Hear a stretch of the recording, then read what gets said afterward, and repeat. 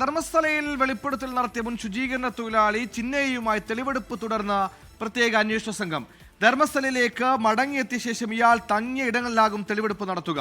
അതിനിടെ മകളെ കാണാനില്ലെന്ന് വ്യാജപ്പരാതി നൽകിയ സുജാത ഭട്ടിനെ പ്രത്യേക അന്വേഷണ സംഘം ഇന്ന് ചോദ്യം ചെയ്യാൻ വിളിപ്പിച്ചിട്ടില്ല.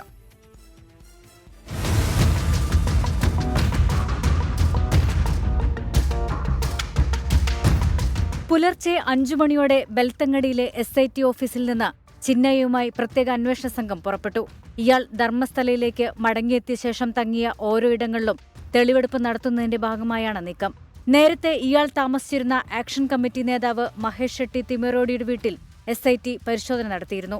മകളെ കാണാതായെന്ന് പരാതി നൽകിയ സുജാത ഭട്ടിനെ മൊഴിയെടുക്കാനായി പ്രത്യേക അന്വേഷണ സംഘം ഇന്ന് വിളിപ്പിച്ചില്ല.